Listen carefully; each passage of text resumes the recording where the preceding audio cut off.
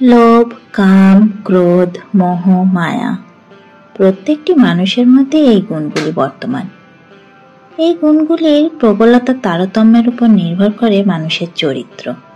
কিন্তু এর মধ্যে কোনোটি যদি অতিরিক্ত প্রবল মাত্রায় হয়ে থাকে তবে তা ভালো মানুষের পর্যায়ে পড়ে কি? আসুন শুনে নিই আজ এমনই একজন মানুষের গল্প। নমস্কার বন্ধুরা, আমি পরিণীতা। কেমন আছেন সবাই? আশা করি অত্যন্ত ভালো। আজকের গল্প সাহিত্যিক তারাশঙ্কর বন্দ্যোপাধ্যায়ের একটি বিখ্যাত গল্প বেদেনী। মানুষের মনুষ্যতার নির্মম বিবৃতি তিনি দিয়েছেন এখানে। আর গল্পটি ভালো লাগলে অবশ্যই একটি লাইক করবেন, চ্যানেলটিকে সাবস্ক্রাইব করে দিয়ে যেতে একেবারেই ভুলবেন না। প্লিজ সাবস্ক্রাইব করে দিন। তাহলে শুরু করা যাক আজকের গল্প। শম্ভু বাজিকর এ মেলায় প্রতি বৎসর আসে। তাহার বসিবার স্থানটা মা কঙ্কালীর এস্টেটের খাতায় চিরস্থায়ী বন্দোবস্তের মতো কায়েমি হইয়া গিয়াছে। লোকে বলে বাজি, কিন্তু শম্ভু বলে ভোজবাজি, ছাড় কাজ। ছোট তাঁবুতার প্রবেশপথের মাথার উপরে কাপড়ে আঁকা একটা সাইনবোর্ডেও লেখা আছে ভোজবাজি সার্কাস। লেখাটার এক পাশে একটা বাঘের ছবি, অন্য পাশে একটা মানুষ, তাহার হাতে রক্তাক্ত তলোয়ার, অপর হাতে একটা ছিন্ন মুন্ড। প্রবেশ মূল্য মাত্র 2 পয়সা। ভোজবাজি অর্থে গোলকধামের খেলা। ভিতরে পট টাঙাইয়া কাপড়ের পর্দায় শম্ভু মোটা লেন্স লাগাইয়া দেয়। পল্লীবাসীরা বিমুক্ত বিস্ময়ে সেই লেন্সের মধ্যে দিয়ে দেখে আংরেজ লোকের যুদ্ধ, দিল্লি কা বাদশাহ, কাবুল কে পাহাড়, তাজ বিবি কা কবর। তারপর শম্ভু লোহার রিং লইয়া খেলা দেখায়। সর্বশেষে একটা পর্দা ঠেলিয়া দেখায় খাঁচায় বন্দি একটি চিতাবাঘ। বাঘটাকে বাহিরে আনিয়া তাহার উপরে শম্ভু স্ত্রী রাধিকা বেদিনী চাপিয়া বসে। বাঘের সম্মুখে থাবা 2টি ধরিয়া টানিয়া তুলিয়া আপন ঘাড়ের উপর চাপাইয়া মুখোমুখি দাঁড়াইয়া বাঘটাকে চুমা খায়। সর্বশেষে বাঘটার মুখের ভিতর আপনার প্রকাণ্ড চুলের খোঁপাটা পুড়িয়া দেয়। মনে হয় মাথাটাই মুখের মধ্যে পুড়িয়া দিল। সরল পল্লীবাসীরা স্তম্ভিত বিস্ময়ে নিঃশ্বাস রুদ্ধ করিয়া দেখিতে দেখিতে করতালি দিয়া ওঠে। তাহার পরই খেলা শেষ হয়, দর্শকের দল বাহির হইয়া যায়। সর্বশেষ দর্শকটির সঙ্গে শম্ভুও বাহির হইয়া আসিয়া আবার তাঁবুর দুয়ারে জয় ঢাকটা পিটিতে থাকে। জয় ঢাকের সঙ্গে স্ত্রী রাধিকা বেদিনী একজোড়া প্রকাণ্ড করতাল বাজায়। মধ্যে মধ্যে শম্ভু হাঁকে, বাঘ, ওই বড় বাঘ। বেদিনী প্রশ্ন করে, বড় বাঘ কি করে? পক্ষীরাজ ঘোড়া চড়ে, মানুষের চুমা খায়, জ্যান্ত মানুষের মাথা মুখের মধ্যে পড়ে, কিন্তু খায় না। কথাগুলা শেষ করিয়াই সে ভিতরে গিয়া বাঘটাকে তীক্ষ্ণাগ্র অঙ্কুশ দিয়া খোঁচা মারে। সঙ্গে সঙ্গে বাঘটা বারবার গর্জন করিতে থাকে। তাঁবুর দুয়ারের সম্মুখে সমবেত যত্নতা ভীতিপূর্ব কৌতূহল কম্পিত বক্ষে তাঁবুর দিকে অগ্রসর হয়। দুয়ারের পাশে দাঁড়াইয়া বেদিনী 2টি করিয়া পয়সা লইয়া প্রবেশ করিতে দেয়। এছাড়াও বেদিনীর নিজের খেলা আছে। তাহার একটা ছাগল, 2টি বাঁদর আর গোটা কতক সাপ। সকাল হইতেই সে আপনার ঝুলি ঝাঁপি লইয়া গ্রামে বাহির হয়। গৃহস্থের বাড়ি বাড়ি খেলা দেখাইয়া গান গাহিয়া উপার্জন করিয়া আনে। এবার শম্ভু কঙ্কালীর মেলায় আসিয়া ভীষণ ক্রুদ্ধ হইয়া উঠিল। কোথা হইতে আর একটি বাজির তাঁবু আসিয়া বসিয়া গিয়েছে। তাহার জন্য নির্দিষ্ট জায়গাটা অবশ্য খালিই পড়িয়া আছে, কিন্তু এ বাজির তাঁবুটা অনেক বড় এবং কায়দাকরণেও অনেক অভিনবত্ব আছে। বাহিরে 2টা ঘোড়া, একটা গরুর গাড়ির উপর একটা খাঁচা রহিয়াছে। নিশ্চয়ই উহাতে বাঘ আছে। গরুর গাড়ি 3খানা নামাইয়া শম্ভু নতুন তাঁবুর দিকে মর্মান্তিক ঘৃণায় হিংস্র দৃষ্টিতে চাহিয়া দেখিল। তারপর আক্রোশ ভরা নিম্নকণ্ঠে বলিল, শালা। তাহার মুখ ভীষণ ক্রুদ্ধ হইয়া উঠিল। শম্ভুর সমগ্র আকৃতির মধ্যে একটা নিষ্ঠুর হিংস্র ছাপ যেন মাখানো আছে। ক্রূর নিষ্ঠুর তাপ্ত পরিব্যঞ্জক এক ধারার উগ্র তামাটে রং আছে। শম্ভুর দেহবর্ণ সেই উগ্র তামাটে। আকৃতি দীর্ঘ, সর্বাঙ্গে একটা শ্রীহীন কঠোরতা, মুখে কপালের নিচেই একটা খাঁজ, সাপের মতো ছোট ছোট গোল চোখ, তাহার উপরে সে দন্তুর, সম্মুখের দুইটা দাঁত যেন বাঁকা হিংস্র ভঙ্গিতে অহরহ বাহিরে জাগিয়া আছে। হিংসায় ক্রোধে সে আরো ভয়াবহ হইয়া উঠিল। রাধিকাও হিংসায় ক্রোধে ধারালো ছুরি যেমন আলোকে স্পর্শে চকচক করিয়া ওঠে, তেমনি ঝকমক করিয়া উঠিল। সে বলিল, দাঁড়া, বাঘের খাঁচায় দিব গরুক্ষার ডেকা ছেঁড়া। রাধিকার উত্তেজনা স্পর্শে শম্ভু আরো উত্তেজিত হইয়া উঠিল। সে ক্রুদ্ধ দীর্ঘ পদক্ষেপে অগ্রসর হইয়া নতুন তাঁবুটার ভিতরে ঢুকিয়া বলিল, কে বটে? মালিক কে বটে? কি চাই? তাঁবুর ভেতরের একটা ঘরের পর্দা ঠেলিয়া বাহির হইয়া আসিল একটি জোয়ান পুরুষ, 6 ফিটের অধিক লম্বা। শরীরের প্রতি অবয়বটি সবল এবং দৃঢ়, কিন্তু তবুও দেখিলে চোখ জুড়াইয়া যায়। লম্বা হালকা দেহ, তেজি ঘোড়ার যেমন মনোরম লাবণ্য ঝকমক করে, লোকটির হালকা অথচ সবল দৃঢ় শরীরে তেমনি একটা লাবণ্য আছে। রং কালোই, নাকটি লম্বাটি কালো, চোখ সাধারণ, পাতলা ঠোঁট দুইটির উপর তুলি দিয়া আঁকা গোফের মতো একজোড়া গোঁফ সুচগ্র করিয়া পাক দেওয়া। মাথায় বাবরি চুল, গলায় কারে ঝুলানো একটি সোনার ছোট চাকা তক্তি। সে আসিয়া শম্ভুর সম্মুখে দাঁড়াইল। দুজনেই দুজনকে দেখিতেছিল। কি চাই? নতুন বাজিগর আবার প্রশ্ন করিল। কথার সঙ্গে সঙ্গে মদের গন্ধে শম্ভুর নাকের নিচে বায়ুস্তর ভুর ভুর করিয়া উঠিল। শম্ভু খপ করিয়া ডান হাত দিয়া তাহার বাঁ হাতটা চাপিয়া ধরিল, বলিল, এ জায়গা আমার, আমি আজ 5 বৎসর এখানে বসছি। ছোকরাটিও খপ করিয়া আপন ডান হাত দিয়া শম্ভুর বাঁ হাত চাপিয়া ধরিল। মাতালের হাসি হাসিল, বলিল, সে হবে, আগে মদ টুকচা। শম্ভুর পিছনে জলতরঙ্গ বাদ্যযন্ত্রের দ্রুততম গতিতে যেন গদ বাজিয়া উঠিল। বলিল, কটি বোতল আছে তোমার নাগর, মদ খাওয়াইবা? ছোকরাটি শম্ভুর মুখ হইতে পিছনের দিকে চাহিয়া রাধিকাকে দেখিয়া বিস্ময়ে মোহে কথা হারাইয়া নির্বাক হইয়া গেল। কালো সাপিনীর মতো ক্ষীণ তনু দীর্ঘাঙ্গিনী বেদেনী সর্বাঙ্গে যেন মাদকাতা মাখা। তাহার ঘন কুঞ্চিত কালো চুলে, চুলের মাঝখানে সাদা সুতার মতো সিঁথিতে, তাহার ঈষৎ বঙ্কিম নাকে, টানা টানা অর্ধন্মিলিত ভঙ্গির মধ্যে দৃষ্টি দুইটি চোখে, সুচালো চিবুকটিতে সর্বাঙ্গে মাদকতা। সে যেন মদিরার সমুদ্রে স্নান করিয়া উঠিল। মাদকতায় তাহার সর্বাঙ্গ বাহিয়া ঝরিয়া ঝরিয়া পড়িতেছে। মহুয়া ফুলের গন্ধ যেমন নিঃশ্বাসে ভরিয়া দেয় মাদকতা, বেদেনীর কালো রূপও তেমনি চোখে ধরাইয়া দেয় একটা নেশা।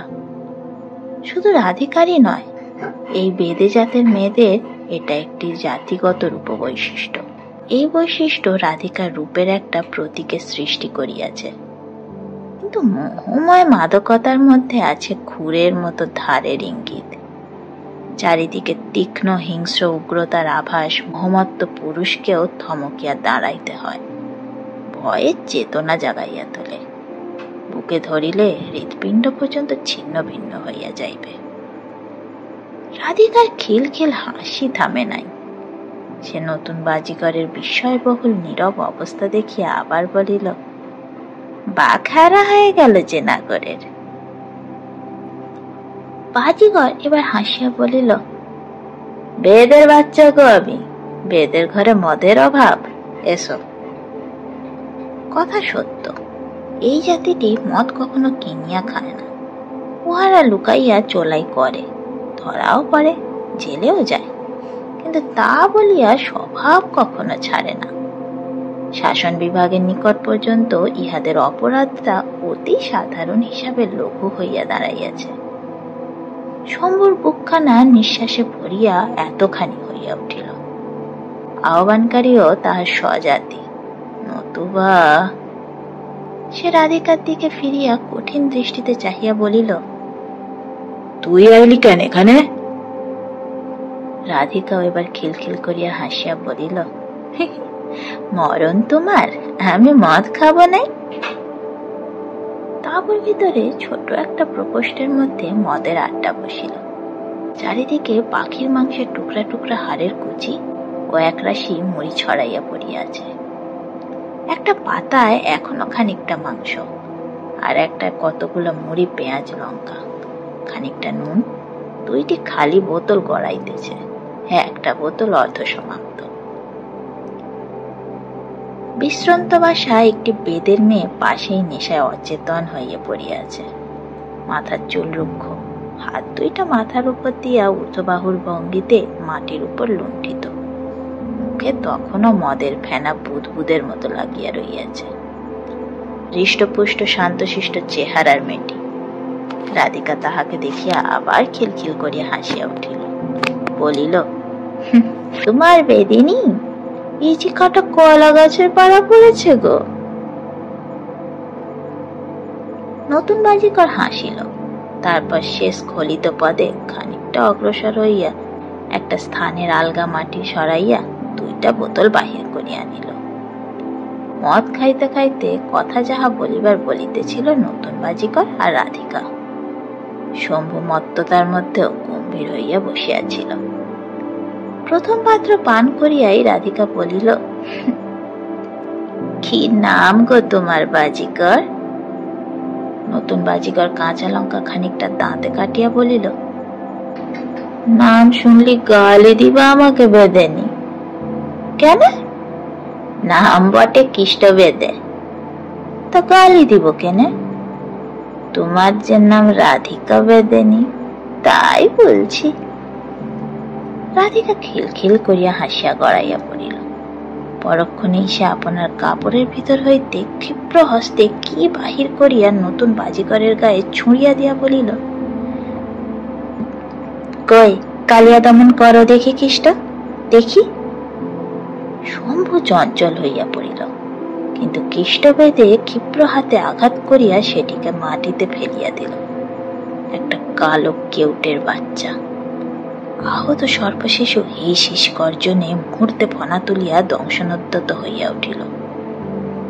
শম্ভু চিৎকার করিয়া উঠিল, আকামা! অর্থাৎ বিষ-দাঁত এখনো ভাঙা হয় নাই। কিষ্ট কিন্তু ততক্ষণে তাহার মাথাটা বাঁ হাতে চাপিয়া ধরিয়া হাসিতে আরম্ভ করিয়া দিয়াছে। হাসিতে হাসিতে সে ডান হাতে ট্যাঁক হইতে ছোট্ট একটা ছুরি বাহির করিয়া দাঁত দিয়া খুলিয়া ফেলিল এবং সাপটার বিষ দাঁত ও বিষের তলি 2 কাটিয়া ফেলিয়া রাধিকার গায়ে আবার ছুঁড়িয়া দিল। রাধিকাও বা হাতে সাপটিকে ধরিয়া ফেলিল, কিন্তু রাগে সে মুহূর্ত পূর্বের ওই সাপের মতোই ফুলিয়া উঠিল। বলিল, আমার সাপ তুমি কামাইল কেনে? কিষ্ট বলিল, তুমি যে বললা গো দমন করতে, বলিয়া সে আবার হা হা করিয়া হাসিয়া উঠিল। রাধিকা মুহূর্তে আসন ছাড়িয়া উঠিয়া তাঁবু হইতে বাহির হইয়া গেল। সন্ধ্যার পূর্বেই নতুন তাঁবুতে আজ হইতে খেলা দেখানো হইবে। সেখানে খুব সমারোহ পড়িয়া গিয়াছে। বাহিরে মাচা বাঁধিয়া সেটার উপর বাজনা বাজিতে আরম্ভ করিয়াছে। একটা পেট্রোম্যাক্সে আলো জ্বালিবার উদ্যোগ হইতেছে। রাধিকা আপনাদের ছোট তাঁবুটির বাহিরে দাঁড়াইয়া রহিল। তাহাদের খেলার তাঁবু এখনো খাটানো হয় নাই। রাধিকার চোখ 2টা হিংস্রভাবে যেন জ্বলিতেছিল। শম্ভু নিকটেই একটা গাছতলায় নামাজ পড়িতেছিল। আরো একটু দূরে একটা গাছের পাশে নামাজ পড়িতেছে কেষ্ট। বিচিত্র জাত বেদেরা। জাতি জিজ্ঞাসা করিলে বলে বেদে, তবে ধর্মে ইসলাম, আচারে পুরা হিন্দু। মনসা পুজো করে, মঙ্গলচণ্ডী ষষ্ঠীর ব্রত করে, কালী দুর্গাকে ভূমিষ্ঠ প্রণাম করে, নাম রাখে শম্ভু, শিব, কৃষ্ণ, হরি, কালী, দুর্গা, রাধা, লক্ষ্মী। হিন্দু পুরাণ কথা ইহাদের কণ্ঠস্থ। এমনই আরেকটি সম্প্রদায় পট দেখাইয়া হিন্দু পুরাণ গান করে। তাহারা নিজেদের বলে পটুয়া, বিপুল চিত্রকরের জাতি। বিবাহ আদান প্রদান সমগ্রভাবে ইসলাম সম্প্রদায়ের সঙ্গে হয় না, নিজেদের এই বিশিষ্ট সম্প্রদায়ের মধ্যেই আবদ্ধ। বিবাহ হয় মোল্লার নিকট ইসলামী পদ্ধতিতে। মরিলে পোড়ায় না, কবর দেয়। জীবিকায় বাজিকরেরা সাপ ধরে, সাপ নাচাইয়া গান করে, বাঁদর ছাগল লইয়া খেলা দেখায়। অতি সাহসী কেহ কেহ এমনই তাঁবু খাটাইয়া বাঘ লইয়া খেলা দেখায়। কিন্তু নতুন তাঁবুর মতো সমারোহ করিয়া তাদের সম্প্রদায়ের কেহ কখনো খেলা দেখায় নাই। রাধিকার চোখ ফাটিয়া জল আসিতেছিল। তাহার মনশ্চক্ষে কেবল ভাসিয়া উঠিতেছিল উহাদের সবল তরুণ বাঘটির কথা। ইহারই মধ্যে লুকাইয়া বাঘটাকে সে কাঠের ফাঁক দিয়া দেখিয়া আসিয়াছে। সবল, দৃঢ়, ক্ষিপ্রতা ব্যঞ্জক অঙ্গ প্রত্যঙ্গ, চকচকে চিকন লোম, মুখে হাসির মতো ভঙ্গি যেন অহরহই লাগিয়াছে। আর তাহাদের বাঘটা স্থবির, শিথিল দেহ, অতি কর্কশ, খসখসে লোমগুলা দেখিলে রাধিকার শরীর ঘিন ঘিন করিয়া ওঠে। কতবার যে শম্ভুকে বলিয়াছে একটা নতুন বাঘ কিনিবার জন্য, কিন্তু শম্ভুর কি যে মমতা ওই বাঘটার প্রতি, তাহার হেতু সে কিছুতেই খুঁজিয়া পায় না। নামাজ সারিয়া শম্ভু ফিরিয়া আসিতেই সে গভীর ঘৃণা ও বিরক্তির সহিত বলিয়া উঠিল, তোর ওই বুড়া বাঘের খেলা কেউ দেখতে আসবে নাই। ক্রুদ্ধ শম্ভু বলিল, তুই জানছিস সব? রাধিকা নাসিয়া কুঞ্চিত করিয়া বলিল, না, জেনে না আমি, তুই জানছিস সব। শম্ভু চুপ করিয়া রহিল, কিন্তু রাধিকা থামিল না। কয়েক মুহূর্ত চুপ করিয়া থাকিয়া সে বলিয়া উঠিল, ওরে মরা, মোড়ার নাচ দেখতে কার কবে ভালো লাগে রে? আমারে বলে তুই জানছিস সব। শম্ভু মুহূর্তে ক্ষিপ্ত হইয়া উঠিল। পরিপূর্ণভাবে তাহার হিংস্র দুই পাটি দাঁত ওই বাঘের মতো ভঙ্গিতেই বাহির করিয়া সে বলিল, ছোকরার উপর যে বড় টান দেখি তোর। রাধিকা সর্পিনীর মতো গর্জন করিয়া উঠিল, কি বললি বিমান? শম্ভু আর কোনো কথা কহিল না। অঙ্কুশভীত বাঘের মতো ভঙ্গিতেই সেখান হইতে চলিয়া গেল। ক্রোধে অভিমানে রাধিকার চোখ ফাটিয়া জল আসিল। বেঈমান তাহাকে এত বড় কথা বলিয়া গেল, সব ভুলিয়া গিয়াছে সে। নিজের বয়সটাও তাহার মনে নাই। 40 বৎসরের পুরুষ, তুই তো বুড়া। রাধিকার বয়সের তুলনায় তুই বুড়া ছাড়া আর কি? রাধিকা এই সবে 22 পা দিয়াছে। সে কি দায় পড়িয়া শম্ভুকে বরণ করিয়াছে। রাধিকা তাড়াতাড়ি আপনাদের তাঁবুর ভিতর ঢুকিয়া গেল। সত্য কথা, সে আজ 5 বৎসর আগের ঘটনা। রাধিকার বয়স তখন 17। তাহারও 3 বৎসর পূর্বে শিবপদবেদের সহিত তাহার বিবাহ হইয়াছিল। শিবপদ ছিল রাধিকার চেয়ে বছর 3 বড়। আজও তাহার কথা মনে করিয়া রাধিকার দুঃখ হয়। শান্ত প্রকৃতির মানুষ, কোমল মুখশ্রী, বড় বড় চোখ। সে চোখের দৃষ্টি যেন মায়াবীর দৃষ্টি। সাপ, বাঁদর, ছাগল এসবে তাহার আসক্তি ছিল না। সে করিত বেতের কাজ, ধামা বুনিত, চেয়ার পালিশের কাজ করিত, ফুলের শৌখিন সাজি তৈয়ার করিত। তাহাতে তাহার উপার্জন ছিল গ্রামের সকলের চেয়ে বেশি। তাহারা স্বামী স্ত্রীতে বাহির হইত। সে কাঁধে ভার বহিয়া লইয়া যাইত তাহার বেতের জিনিস, রাধিকা লইত তাহার সাপের ঝাঁপি, বাঁদর, ছাগল। শিবপদের সঙ্গে আরো একটি যন্ত্র থাকিত, তাহার কোমরে গোঁজা থাকিত বাঁশের বাঁশি। রাধিকা যখন সাপ নাচাইয়া গান গাহিত, শিবপদ রাধিকার স্বরের সহিত মিলাইয়া বাঁশি বাজাইত। ইহা ছাড়াও শিবপদর আরো একটা বড় গুণ ছিল, তাহাদের সামাজিক মজলিসে বৃদ্ধদের আসরেও তাহার ডাক পড়িত। অতি ধীর প্রকৃতির লোক শিবপদ, এবং লেখাপড়াও কিছু কিছু নিজের চেষ্টায় সে শিখিয়াছিল। এই জন্য তাহার পরামর্শ প্রবীণেরাও গ্রহণ করিত। গ্রামের মধ্যে সম্মান কত তাহার! আর সেই শিবপদ ছিল রাধিকার কৃতদাসের মতো। টাকা কড়ি সব থাকিত রাধিকার কাছে। তাঁতে বোনা কালো রঙের জমির উপর সাদা সুতোর ঘন ঘন ঘর কাটা শাড়ি পরিতে রাধিকা খুব ভালোবাসিত। শিবপদ 12 মাস সেই কাপড়ই তাহাকে পরাইয়াছে। এই সময় কোথা হইতে 10 বৎসর নিরুদ্দেশ থাকার পর আসিল এই শম্ভু। সঙ্গে এই বাঘটা একটা ছেঁড়া তাঁবু আর এক বিগত যৌবনা বেদেনি। বাঘ ও তাঁবু দেখিয়া সকলের তাক লাগিয়া গেল। রাধিকা প্রথম যেদিন শম্ভুকে দেখিল সেদিনের কথা তাহার আজও মনে আছে। সেই উগ্র পিঙ্গল বর্ণ ঔদ্ধত্য দৃষ্টি কঠোর বলিষ্ঠ দেহ মানুষটিকে দেখিয়া বিস্মিত হইয়া গিয়াছিল। শম্ভুও তাহাকে দেখিতেছিল মুগ্ধ বিস্ময়ের সহিত।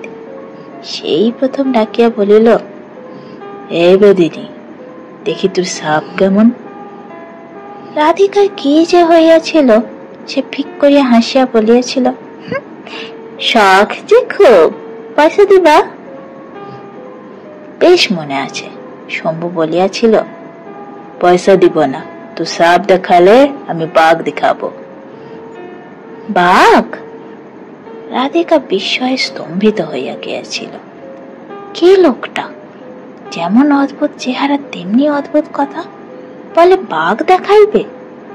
সে তাহার মুখের দিকে তীক্ষ্ণ দৃষ্টিতে চাহিয়াছিল। সত্যি বলছ? বেশ, দেখ, আগে আমার বাঘ দেখ। সে তাহাকে তাঁবুর ভিতর লইয়া গিয়া সত্যই বাঘ দেখাইয়াছিল। রাধিকা সবিস্ময়ে তাহাকে প্রশ্ন করিয়াছিল, এ বাঘ নিয়ে তুমি কি কর? লড়াই করি, খেলা দেখাই। হ্যাঁ, দেখবি তো? বলিয়া সঙ্গে সঙ্গে সে খাঁচা খুলিয়া বাঘটাকে বাহির করিয়া তাহার সামনের দুই থাবা দুই হাতে ধরিয়া বাঘের সহিত মুখোমুখি দাঁড়াইয়াছিল। বেশ মনে আছে, রাধিকা বিস্ময়ে হতবাক হইয়া গিয়াছিল। শম্ভু বাঘটাকে খাঁচায় ভরিয়া রাধিকার সম্মুখে দাঁড়াইয়া বলেছিল, তুই বা সাপ দেখা আমাকে। রাধিকা সে কথার উত্তর দেয় নাই, বলিয়াছিল, ওটা তোমার পোষ মেনেছে। হি হি করিয়া হাসিয়া শম্ভু সবলে তাকে জড়াইয়া ধরিয়া বলিয়াছিল, হি, বাঘিনী পোষ মানাতেই আমি উস্তাদ আছি। কি যে হইয়াছিল রাধিকার, এক বিন্দু আপত্তি পর্যন্ত করে নাই। দিন কয়েক পরেই সে শিবপদ সমস্ত সঞ্চিত অর্থ লইয়া শম্ভুর তাঁবুতে আসিয়া উঠিয়াছিল। চোখের জলে শিবপদর বুক ভাসিয়া গিয়াছিল, কিন্তু তাহাতে রাধিকার মমতা হওয়া দূরে থাক, লজ্জা হওয়া দূরে থাক, ঘৃণায় বিতরাগে তাহার অন্তর রিরি করিয়া উঠিয়াছিল। রাধিকার মা বাপ গ্রামের সকলে তাহাকে ছিছি করিয়াছিল, কিন্তু রাধিকা সেসব গ্রাহ্যই করে নাই। সেই রাধিকার আনিত শিবপদর অর্থেই শম্ভুর এই তাঁবু এবং খেলার অন্য সরঞ্জাম কেনা হইয়াছিল। সে অর্থ আজ নিঃশেষিত হইয়া আসিয়াছে। দুঃখেই দিন চলে আজকাল। শম্ভু যাহা রোজগার করে সবই নেশায় উড়াইয়া দেয়, কিন্তু রাধিকা একটি দিনের জন্য দুঃখ করে নাই। আর বেঈমান কিনা এই কথা বলিল। সে একটা মদের বোতল বাহির করিয়া বসিল। ওদিকে নতুন তাঁবুতে আবার বাজনা বাজিতেছে। দোসরা দফায় খেলা আরম্ভ হইবে। মদ খাইয়া রাধিকা হিংস্র হইয়া উঠিয়াছিল। ওই বাজনার শব্দে তাহার সমস্ত অন্তরটা যেন জ্বালা করিয়া উঠিল। উহাদের তাঁবুদের নিষেধ রাত্রে আগুন ধরাইয়া দিলে কেমন হয়? সহসা তাহাদের তাঁবুর বাহিরে শম্ভুর উচ্চ ক্রুদ্ধ কণ্ঠস্বর শুনিয়া সে মত্ততার উপর উত্তেজিত হইয়া বাহিরে আসিল। দেখিল শম্ভুর সম্মুখে দাঁড়াইয়া কিষ্ট। তাহার পরনে ঝকঝকে সাজ পোশাক, চোখ রাঙা। সেই তখন কথা বলিতেছিল। কেনে, ইথে দোষটা কি হলো? তোমরা বসে রইছো, আমাগর খেলা হচ্ছে, খেলা দেখাবার নিউতা দিলাম, তা দোষটা কি হলো? শম্ভু চিৎকার করিয়া উঠিল, খেয়াল রাখবেন খেলোয়াড়ি আমার, অপমান করতে আসছিস তুই। কেষ্ট কি বলিতে গেল, কিন্তু তাহার পূর্বে উত্তেজিত রাধিকা একটা ইট কুড়াইয়া লইয়া সজোরে তাহাকে লক্ষ্য করিয়া ছুঁড়িয়া বসিল।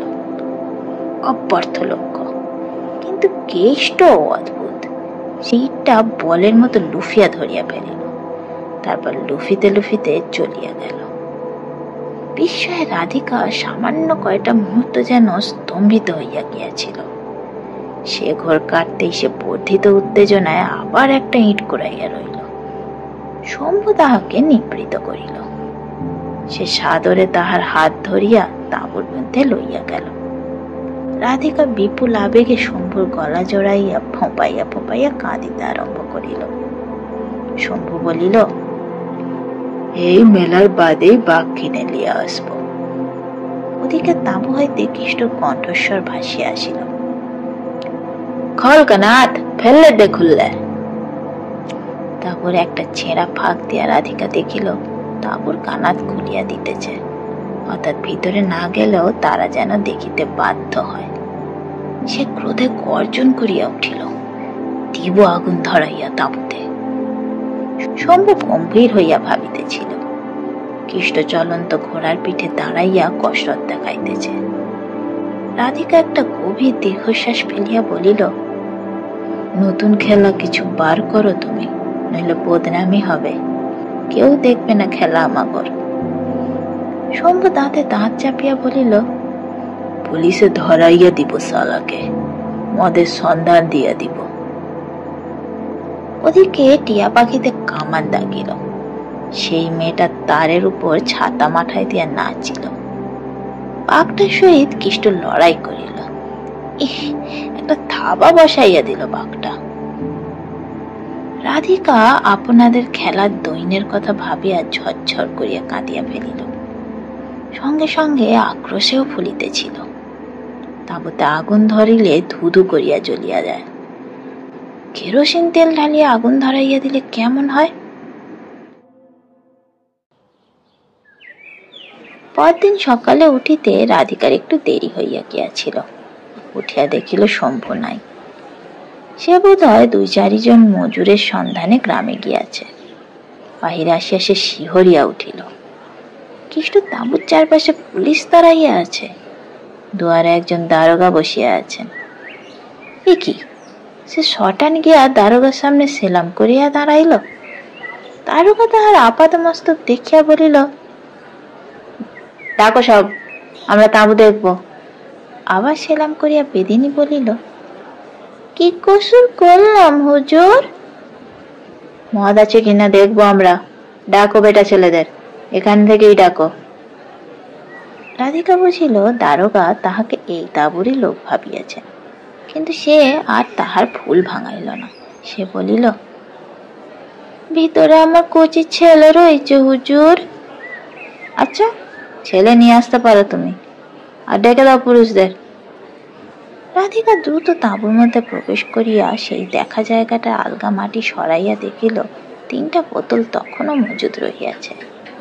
সে একখানা কাপড় টানিয়া লইয়া ভাঁজ করিয়া বোতল ৩টাকে পুড়িয়া ফেলিয়া এবং সুকৌশলে এমন করিয়া বুকে ধরিল যে শীতের দিনে সযত্নে যন্ত্রাবৃত অত্যন্ত কচি শিশু ছাড়া আর কিছু মনে হয় না। তাঁবুর মধ্যে এই কৃষ্ট অঘরে ঘুমাইতেছিল। পায়ের ঠেলা দিয়া রাধিকা বলিল, পুলিশ আইছে, বসে রইয়েছে দুয়ারে, ওইটা যাও। সে অকম্পিত সংযত পদক্ষেপে স্তন্য দানরত মাতার মতো শিশুকে যেন বুকে ধরিয়া বাহিরে লইয়া গেল। তাহার পিছনে পিছনেই কেষ্ট আসিয়া দারোগার সম্মুখে দাঁড়াইল। দারোগা প্রশ্ন করিলেন, এ তাঁবু তোমার? সেলাম করিয়া কৃষ্ট বলিল, জি হুজুর। দেখবো তাঁবু আমরা, মদ আছে কিনা দেখবো। মেলার ভিড়ের মধ্যে শিশুকে বুকে লইয়া বেদিনী ততক্ষণে জলরাশির মধ্যে জলবিন্দুর মতো মিশিয়া গিয়াছে। শম্ভু গুম হইয়া বসিয়াছিল। রাধিকা উপর হইয়া ফুলিয়া ফুলিয়া কাঁদিতেছিল। শম্ভু তাহাকে নির্মম ভাবে প্রহার করিয়াছে। শম্ভু ফিরিয়া আসিতে বিপুল কৌতুকে সে হাসিয়া পুলিশকে ঠকানোর বিভ্রান্ত বলিয়া তাহার গায়ে ঢলিয়া পড়িল। বলিল, ভেলকি লাগায় দিয়েছি দারোগার চোখে। শম্ভু কঠিন আক্রোশ ভরা দৃষ্টিতে রাধিকার দিকে চাহিয়া রহিল। রাধিকার সেদিকে ভ্রুক্ষেপও ছিল না। সে হাসিয়া বলিল, খাওয়া ছেলে, খাওয়া। শম্ভু অতর্কিতে তাহার চুলের মুঠি ধরিয়া নির্মম ভাবে প্রহার করিয়া বলিল, সব মাটি করে দিছিস তু। ওকে আমি জেলে দিবার আগে পুলিশে বলে এলাম, আর তু করলি এই কাণ্ড। রাধিকা প্রথমটায় ভীষণ উগ্র হইয়া উঠিয়াছিল, কিন্তু শম্ভুর কথা সমস্তটা শুনিয়াই তাহার মনে পড়িয়া গেল গত রাত্রির কথা। সত্যই একথা তো সে বলিয়াছিল। সে আজ প্রতিবাদ করিল না, নীরবে শম্ভুর সমস্ত নির্যাতন সহ্য করিয়া উপর হইয়া পড়িয়া ফুলিয়া ফুলিয়া কাঁদিতে লাগিল। আজ অপরাহ্ন হইতে এই তাঁবুতে খেলা আরম্ভ হইবে। শম্ভু আপনার জীর্ণ পোশাকটি বাহির করিয়া পরিয়াছে। একটা কালো রঙের চোঙার মতো সরু প্যান্তালুন আর একটা কালো রঙেরই খাটো হাতা কোট। রাধিকার পরনে পুরনো রঙিন ঘাঘরা আর অত্যন্ত পুরনো একটি ফুল হাতা বডিস। অন্য সময় মাথার চুল সে বেনি বাঁধিয়া ঝুলাইয়া দিত, আজ কিন্তু সে বেনি বাঁধিল না।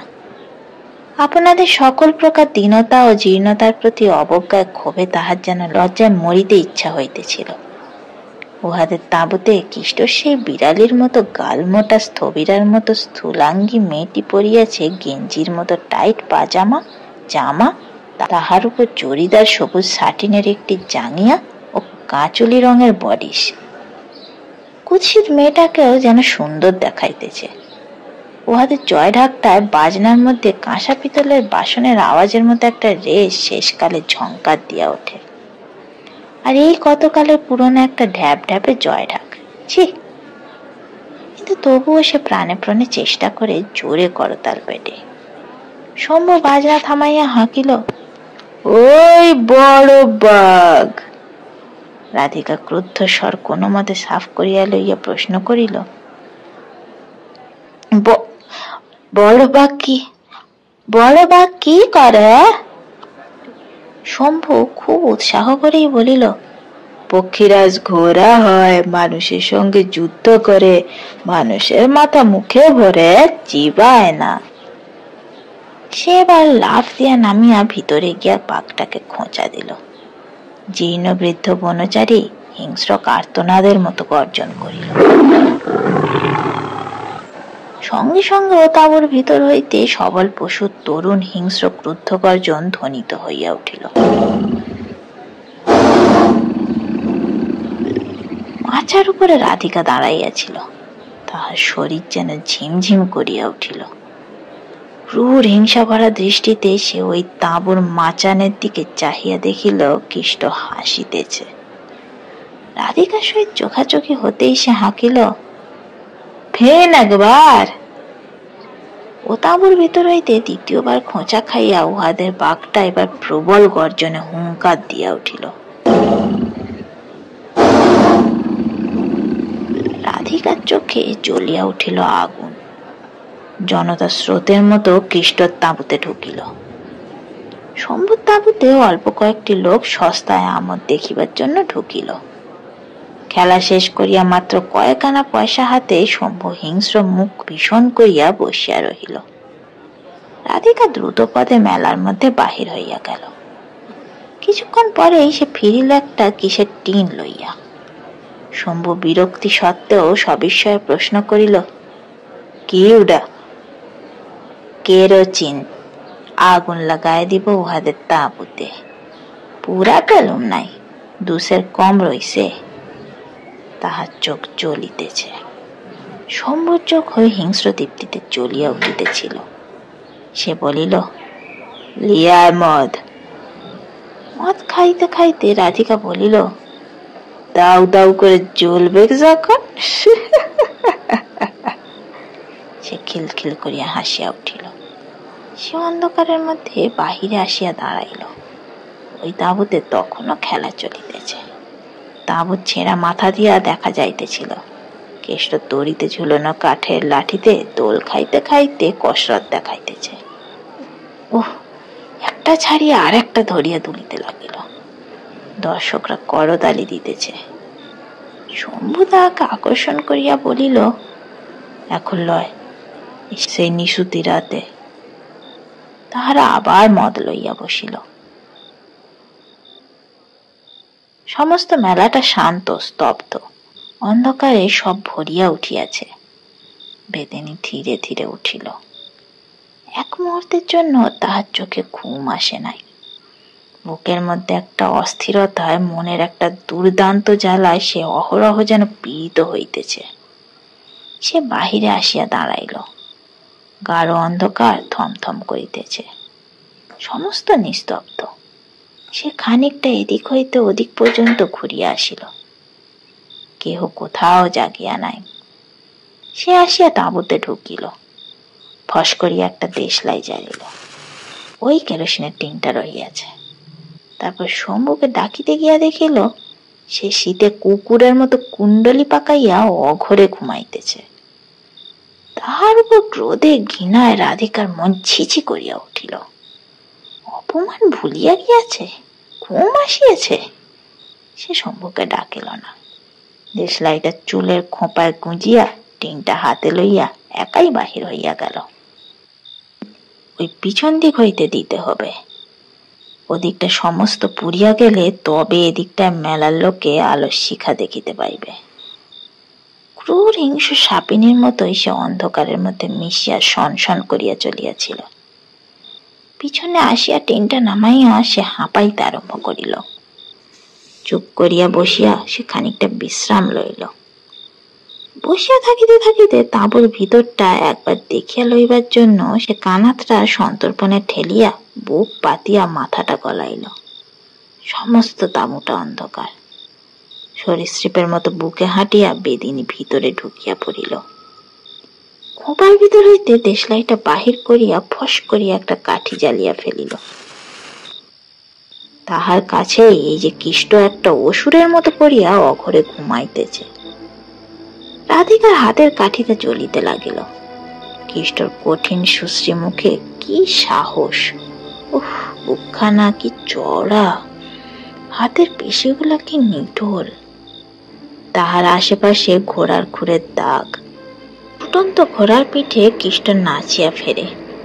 ওই যে কাঁধে সত্য ক্ষত চিহ্নটা, ওই দুর্দান্ত সবল বাঘটারই নখের চিহ্ন। দেশলাইটা নিবিয়া গেল। রাধিকার বুকের মধ্যেটা তোলপাড় করিয়া উঠিল, যেমন করিয়াছিল শম্ভুকে প্রথম দিন দেখিয়া। না, আজিকার আলোড়ন তাহার চেয়েও প্রবল। উন্মত্তা বেদিনী মুহূর্তে যাহা করিয়া বসিল তাহা স্বপ্নের অতীত। সে উন্মত্ত আবেগে কিষ্টর সবল বুকের উপর ঝাঁপ দিয়া পড়িল। কিষ্ট জাগিয়া উঠিল, কিন্তু চমকাইল না। ক্ষীণ নারী তনুখানি সবল আলিঙ্গনে আবদ্ধ করিয়া বলিল, কে? রাধি? তাহার মুখ চাপিয়া ধরিয়া রাধিকা বলিল, হ্যাঁ, চুপ। কিষ্ট চুময় চুময় তাহার মুখ ভরিয়া দিয়া বলিল, দাঁড়াও, মদ আনি। না, চলো, উঠো, এক্ষুনি এখান থেকে পালাই চলো। রাধিকা অন্ধকারের মধ্যে হাঁপাইতেছিল। কিষ্ট বলিল, কোথা? ওই দেশান্তরে। দেশান্তরে? এই টাবু টাবু? থাক বৈরা, ওসব শম্ভু লিবে। তুমি উহার রাধিকা লিবে, উহাকে দাম দিবা না? সে নিম্ন স্বরে খিলখিল করিয়া হাসিয়া উঠিল। উন্মত্ত বেদিয়া, তাহার উপর দুরন্ত যৌবন। কেষ্ট দ্বিধা করিল না, বলিল, চল। চলিতে গিয়া রাধিকা থামিল, বলিল, দাঁড়াও। সে কেরোসিনের টিনটা শম্ভুর তাঁবুর উপর ঢালিয়া দিয়া মাঠের ঘাসের উপর ছড়া দিয়া চলিতে চলিতে বলিল, চল। টিনটা শেষ হইতেই সে দেশলাই জ্বালিয়া কেরোসিন সিক্ত ঘাসে আগুন ধরাইয়া দিল। খিলখিল করিয়া হাসিয়া বলিল, মরো বুড়া পুইরা।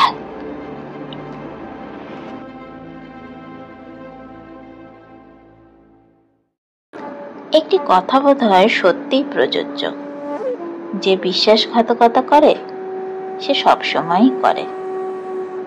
যে মানুষ অন্য আরেকজনের জন্য তার প্রিয় মানুষটিকে ছাড়তে পারে, সে মানুষ সেই নতুন মানুষটিকে ছাড়তে কতক্ষণই বা দেরি রাখে। কেমন লাগলো আজকের গল্প জানাতে ভুলবেন না কমেন্ট বক্সে। আর ভালো লাগলে অবশ্যই ভিডিওটিকে লাইক এবং চ্যানেলটিকে সাবস্ক্রাইব করে দেবেন। বন্ধু বান্ধবদের সাথে শেয়ারও করে দিতে পারেন আমার গল্পগুলি। তাহলে আজ এ পর্যন্তই, দেখা হচ্ছে খুব তাড়াতাড়ি পরের গল্পে। ততক্ষণ ভালো থেকো, ভালো রেখো। ধন্যবাদ।